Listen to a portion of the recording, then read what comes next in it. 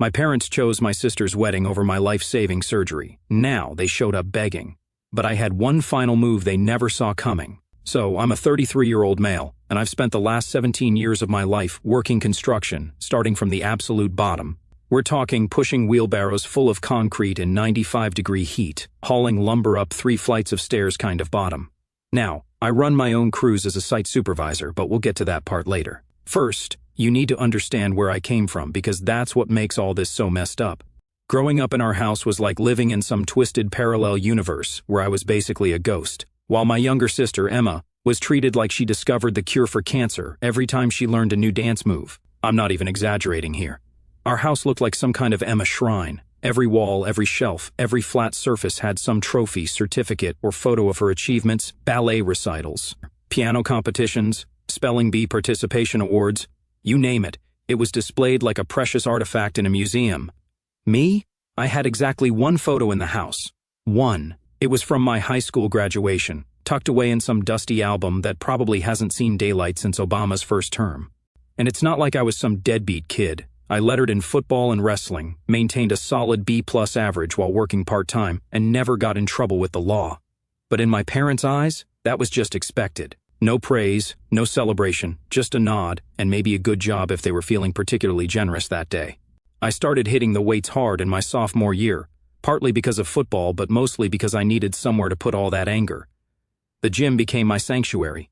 While Emma was getting private piano lessons and dance tutorials, I was in our garage with a rusty bench press and some secondhand dumbbells I bought with my own money from mowing lawns. My old man never once spotted me, never showed any interest in what I was doing. He was too busy videotaping Emma's dance performances or whatever. You know what really gets me? I can count on one hand the number of times my parents showed up to my wrestling matches, 3 out of 4 years of varsity competition. They always had some excuse. Emma had a recital, Emma had a competition, Emma needed help with her homework. I won the state championship in my weight class my senior year. Neither of them was there. Why? Emma had an audition for some summer dance program she ended up quitting after 2 weeks. Anyway, by the time I hit 16, I was already working construction during summer breaks. Not because I had to, we weren't poor or anything. My old man had some cushy office job in management, and Mom worked part-time as a real estate agent. No, I worked because I wanted to be anywhere but home. The guys on the site became more of a family to me than my actual family. They taught me everything: how to read blueprints, how to operate machinery, how to tell when someone's trying to cut corners that could get people killed. Most importantly, they taught me what it means to have someone's back.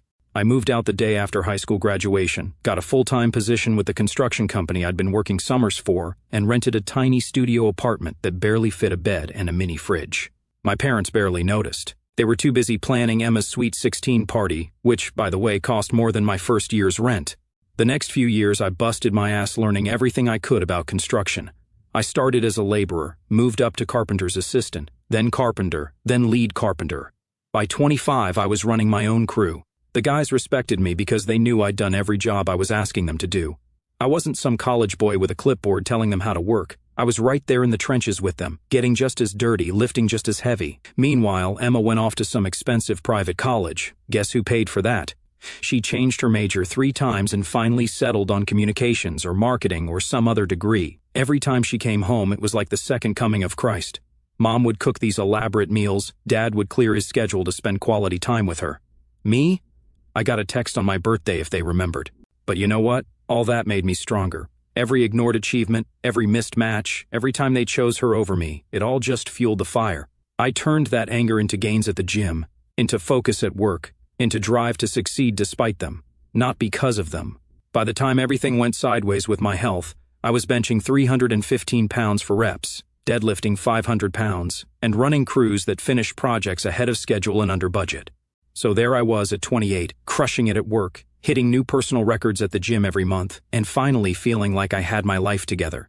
I'd worked my way up to site supervisor at one of the biggest construction companies in the area, had my own apartment, nothing fancy, but it was mine, and was even thinking about maybe starting my own business down the line. Then life decided to remind me it's got a mean right hook. It started with this weird pain in my chest, not like heartburn or muscle strain. This was different. At first I brushed it off. You work construction long enough, random aches and pains become like background noise. Plus, I was that typical meathead who thought being tough meant ignoring when your body's trying to tell you something's wrong. Stupid, looking back on it. The real wake-up call came during a deadlift session. I was going for a new personal record, 525 pounds. Everything felt solid during warm-ups, but as soon as I started pulling that weight, it felt like someone had wrapped a steel band around my chest and was tightening it with every breath. I had to bail on the lift. Me, the guy who once finished a wrestling match with a dislocated shoulder, had to drop the bar and sit down because I couldn't breathe. My buddy Mark from the crew, the same guy who taught me everything I know about concrete work, practically dragged my stubborn ass to the ER. I thought it was just going to be some pulled muscle or maybe a pinched nerve. Nope. After what felt like a million tests and scans, the doctor came in with that look on his face. You know, the one where they're trying to stay professional, but you can tell they're about to drop a bomb on you. Turns out, I had this tumor pressing against my lung. Not the kind they can just cut out and be done with either. We're talking major surgery followed by treatments that sounded like they came straight out of a sci-fi movie. The kind of thing that makes you realize all those hours in the gym, all that protein powder and creatine, don't mean jack when your own body decides to turn against you. But here's the real kicker, the cost. Remember how I mentioned I was doing well at work? Yeah, well, construction companies aren't exactly known for their amazing benefits packages. No health insurance, and being the young, invincible dumbass I was, I hadn't bothered getting private coverage. Why waste money on insurance when I could spend it on supplements and new lifting gear, right? God, I was so stupid. The numbers the hospital threw at me might as well have been in Monopoly money. Surgery alone was going to cost more than I made in 2 years. Then add in all the treatments, medications with names I couldn't even pronounce, follow-up care. We're talking enough money to buy a house in some states. And they wanted it up front, or at least proof I could pay. Welcome to American healthcare, right? I tried everything I could think of. First, I called every insurance company, but pre-existing conditions were still a thing back then. I looked into medical trials, but none were accepting new patients. I even checked out those medical tourism websites about getting treatment in Mexico or India, but the doctor shot that down real quick, saying I needed to start treatment like yesterday. My crew, man, those guys were amazing. Mark started a GoFundMe right away. The other guys were offering to donate vacation days, sick leave, whatever they could. Even the old-timer who'd been busting my balls since day one about being too pretty for construction because I actually wore sunscreen, skin cancer, you know, came by with an envelope full of cash he'd been saving for a new Harley. But it wasn't enough, not even close. The numbers were just too big. We're talking 6 figures here, and time wasn't on my side. Every day I waited, this thing in my chest was growing, making it harder to breathe, harder to work, harder to even get through a normal day without feeling like I was drowning on dry land. I lost 15 pounds in the first month just from stress and not being able to eat right. I had to drop down to light duty at work because I couldn't handle the heavy lifting anymore. Every breath felt like I was trying to suck air through a coffee stirrer. Nights were the worst, lying there in the dark, feeling this thing inside me, wondering if each breath might be the one where my lung finally gives out. That's when I made the hardest decision of my life. After years of being the independent one, the one who never needed help, the one who'd built everything from scratch, I had to swallow my pride and go ask my parents for help. They weren't rich, but they had savings, good credit, a paid-off house. Plus, you know, they were my parents, the people who are supposed to have your back when shit hits the fan. It was a Tuesday evening when I drove to their house. I remember that clearly because I'd just gotten my latest test results that morning, and the doctor was pushing hard for us to schedule the surgery as soon as possible. I'd lost another 10 pounds that month. My work jeans were hanging off me like I was some teenager trying to look cool. The chest pain was getting worse to the point where I had to take breaks walking up a single flight of stairs. Their house looked exactly the same as it always had. Real estate prices in their neighborhood had doubled since they bought the place. They were sitting on at least $500,000 in equity alone. I sat down in the chair across from them, trying to ignore how my chest felt like it was in a vice grip. I started explaining everything, the diagnosis, the timeline, the costs. I showed them all the paperwork from the hospital, the treatment plans, everything. I even had a letter from my doctor explaining how urgent this was. My hands were shaking the whole time, but not from the illness. It was the hardest thing I'd ever done, asking them for help. You know what they did while I was laying all this out? Mom kept glancing at her phone like she was waiting for a more important call. Dad just sat there with his arms crossed, that same look on his face he used to get when I'd tell him about my wrestling matches, like he was tolerating an annoying sales pitch. When I finally finished talking, there was this long silence, the kind that makes your skin crawl. Then Mom and Dad did this thing they always did, this little look between them, like they were having a whole conversation without words. Finally, Dad cleared his throat and dropped the bomb. "We can't help you with that, Jake. We've already committed our savings to Emma's wedding." I thought I'd misheard him at first, like maybe the tumor had spread to my brain or something. But no, he just sat there. looking at me like he'd told me they couldn't lend me $20 for gas. The wedding? I remember my voice cracking, not from emotion, from straight-up disbelief. You're choosing a party over my life? Mom jumped in then, all smooth and calm, like she was explaining something to a child. It's not just a party, Jake. This is Emma's special day. We've already put down non-refundable deposits. The venue alone was $30,000. $30,000 for a venue. Meanwhile, I'm sitting there, literally dying, needing surgery that could save my life, and they're worried about their precious Emma's Instagram perfect wedding. I could die without this surgery. I said it slow, making sure they understood exactly what they were doing. This isn't me asking for help buying a car or starting a business. This is life or death. Dad actually had the balls to shrug, like he was dismissing a waiter who'd brought him the wrong appetizer. You've always been resourceful, Jake. You'll figure something out. This is Emma's time. We can't let her down. That's when it hit me. All those years of being the forgotten son, all those missed events, all those times they chose her over me. It wasn't just them being busy or distracted. They genuinely valued her happiness over my life. Their son could literally die, and they were more concerned about their daughter having the perfect wedding photos. I got up to leave, my legs barely holding me up. Mom actually had the nerve to say, "Don't be dramatic, Jake. There must be some payment plan you can work out with the hospital." Payment plan, like I was buying a dishwasher or something. The last thing I remember before walking out was looking at that wall of Emma's photos. All those smiling faces. All that money spent making sure their precious daughter had everything perfect. And there I was, their son, walking out of their house, knowing I meant less to them than a party. That was the last time I spoke to them for almost 5 years. The next few months after my parents chose a wedding over their son's life were pure hell. Not the metaphorical kind, I'm talking actual, physical, wondering if you'll wake up tomorrow kind of hell. But here's the thing about hitting rock bottom. Once you're there, you've got nothing left to lose, and sometimes that's exactly what you need to find out who you really are. The first thing I did after leaving their house was drive straight to work. It was already dark, but I knew Mark would still be there, finishing paperwork. The guy's been running night crew for 15 years. I found him in the site office, doing what he always does, cursing at Excel spreadsheets and drinking coffee that could strip paint. I told him everything. Not going to lie, I broke down halfway through. Here I am, 6'2", 220 pounds, well, more like 190 by then, crying like a baby in a construction trailer. Know what Mark did? Didn't say a word, just got up, locked the office door, then picked up his phone and started making calls. By midnight we had a plan. Not a good one, but when you're drowning, you don't complain about the quality of the rope. The next few weeks were a blur of hospital payment negotiations, loan applications, and picking up every extra shift I could physically handle. The crew, my real family, stepped up in ways I still can't talk about without getting choked up. These guys, most of them living paycheck to paycheck themselves, somehow scraped together almost $15,000 for my treatment fund. Miguel, our master carpenter, who'd been sending half his paycheck to family in Mexico, handed me an envelope with $2,000 in cash, said his kids could wait another year for their PlayStation. Big Pete, who everyone thought was just a stereotypical musclehead concrete specialist, turned out to be a whiz at organizing fundraisers. The man got the local gym to host a bench press competition, convinced local businesses to donate prizes, and raised another $8,000 in one weekend.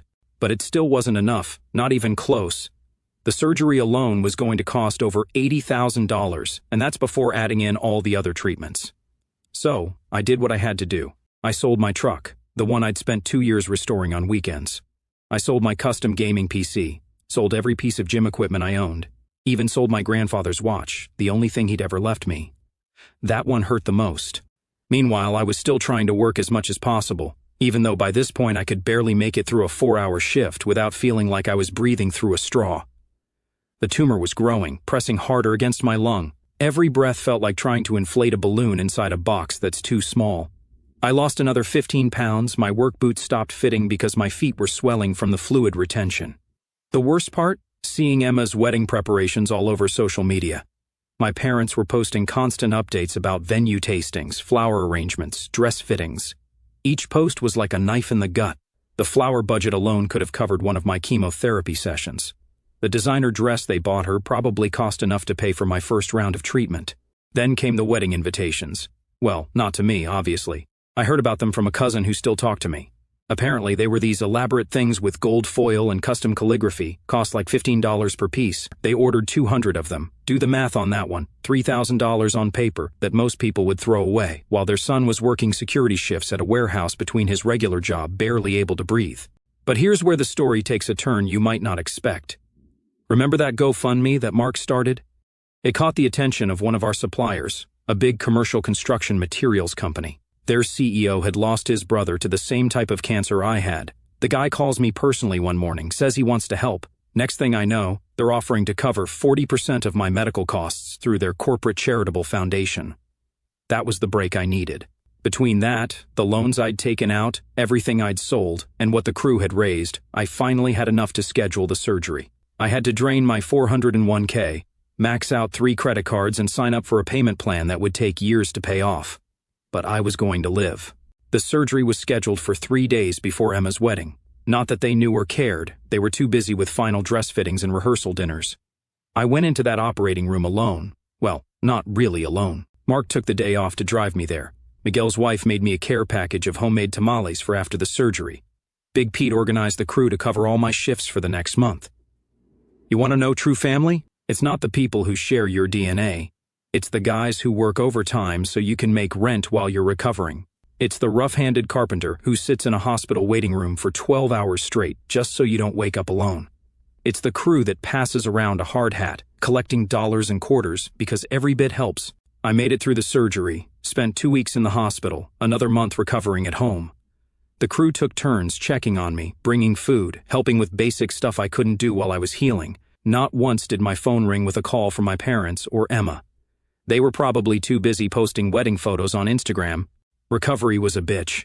Anyone who's been through major surgery knows what I'm talking about. That feeling where even breathing feels like you're learning a new skill. But here's the thing about hitting bottom. Once you start climbing back up, you realize just how strong you really are. And man, did I climb. The first few months were rough. I lost most of my muscle mass. Couldn't lift more than a gallon of milk without feeling like my chest was going to explode. But you know what? Every morning I woke up breathing was a middle finger to the people who'd left me for dead. I started small, walking to the mailbox, then around the block, then actual cardio. I rebuilt myself one painful step at a time. Mark and the crew kept me on light duty, mostly supervising and doing paperwork. It wasn't much, but it kept me in the game. I started learning the business side of construction, contracts, bidding, project management. Turns out, when you can't lift heavy anymore, your brain starts working overtime. Who knew? About a year after the surgery, I got an unexpected call from that CEO, who'd helped with my medical bills. The guy wanted to meet for coffee. I figured he was just checking up on his investment, making sure I hadn't died or whatever. Nope. Turns out he'd been watching how I handled everything, the recovery, the work, the crew management. He offered me a position as a project manager for their commercial division. Better pay, full benefits, finally, and most importantly, a chance to learn how the big boys play. I took that opportunity and ran with it like I was being chased. I spent the next few years absorbing everything I could about commercial construction. Nights, weekends, didn't matter. While Emma was posting about her perfect suburban life and my parents were bragging about their country club membership, I was building something real. I started small at first, took some of the smaller projects nobody else wanted. You know, the ones where the margins are tight, and you've got to get creative. I learned every trick in the book about maximizing efficiency without cutting corners. My crews loved me because I'd actually been in their boots, knew what it's like to bust your ass in 100-degree heat for minimum wage. By year 3, I was handling multi-million-dollar projects. Remember that tumor that nearly killed me? I used that experience to specialize in medical facility construction. Turns out, hospitals love working with someone who understands their world from both sides. I started making connections, building relationships, the kind of networking you can't fake because it comes from shared experience. Then I got the project that changed everything, a $50 million medical center renovation, the biggest job I'd ever managed. I spent 6 months planning it down to the smallest detail. The project was a massive success, came in under budget and ahead of schedule. It got written up in some industry magazines, won a few awards. Suddenly, I wasn't just some construction guy anymore. I was an innovative voice in medical facility design or some shit like that. I started getting calls from other healthcare systems wanting to work with us. Meanwhile, life at home got better too. I met Sarah at a supplier conference. She runs a commercial electrical contracting company, the first woman I'd ever met who could talk about load-bearing calculations and still make me laugh so hard my chest hurt, in a good way this time. We got married last year, small ceremony, just close friends and my real family, the crew. Everything was going great. Then about 6 months ago, I started hearing rumors through the industry grapevine. Remember that fancy country club my parents were so proud of belonging to? Turns out Dad had gotten involved in some real estate investment scheme with some other members. You know, the type, promise huge returns, minimal risk, all that bullshit. Only this time, it wasn't just their membership dues they'd invested. They'd mortgaged their house, cashed out their retirement accounts, the whole 9 yards. The first sign something was wrong came when they suddenly started selling off their toys. Dad's precious golf club membership? Gone. Mom's brand new luxury SUV? Traded in for a used Honda. Their regular spots at all the charity galas and social events? Mysteriously empty. But the real shit didn't hit the fan until last month. I got a call from a number I didn't recognize, almost didn't answer it. I was in the middle of reviewing bids for a new project. Wish I'd let it go to voicemail. It was my mother's voice, sounding small and desperate in a way I'd never heard before. "Jake, we need to talk. It's important." That phone call from my mother, turns out their small financial trouble was more like the Titanic after meeting that iceberg. The investment scheme Dad got involved with wasn't just bad, it was catastrophically, criminally bad. Like FBI investigating the whole thing bad. They'd sunk everything they had into it, their retirement savings, their home equity, even took out additional loans using their house as collateral. All gone. But here's where it gets interesting. Their first move wasn't to call their precious Emma, their golden child, their perfect daughter, the one they'd chosen over my literal survival. Nope, they called me, the forgotten son, the one they'd left to rot when he needed them most. Because Emma? She'd already turned them down hard. See, about a week before they called me, they'd shown up at Emma's McMansion in her fancy gated community, the same house. They'd helped her and her lawyer husband buy with a massive down payment while I was still paying off my medical bills, by the way. They'd packed up some suitcases, thinking they could just move in with their precious daughter until things sorted themselves out.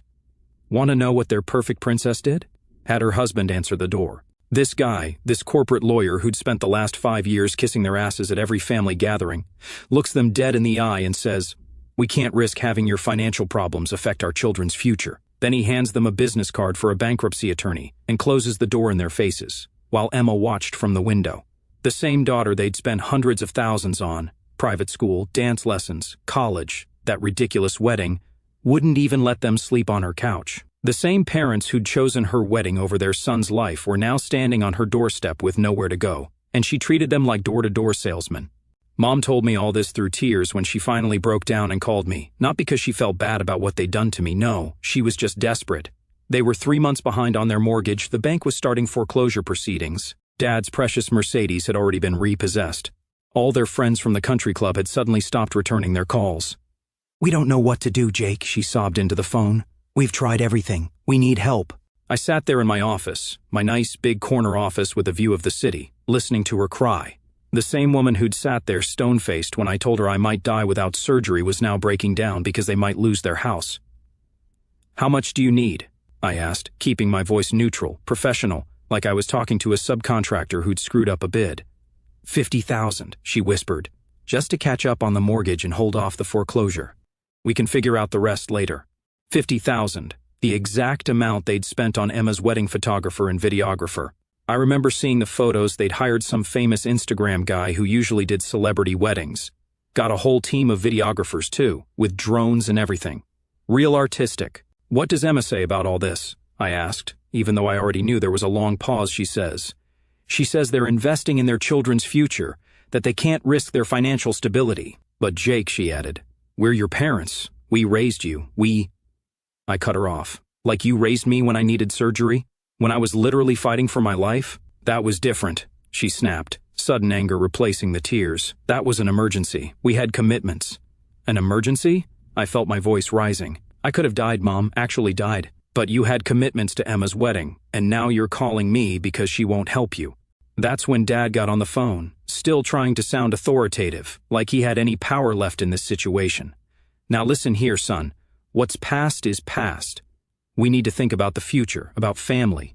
Family." There was that word again, the same one they'd thrown around when they needed something but conveniently forgot when I was the one in need. "Tell me something, Dad," I said, leaning back in my chair. "When Emma turned you away, when her husband handed you that bankruptcy attorney's card, did it hurt? Did it feel like someone had ripped your heart out, like the person you'd given everything to just didn't care if you lived or died?" The silence on the other end was deafening.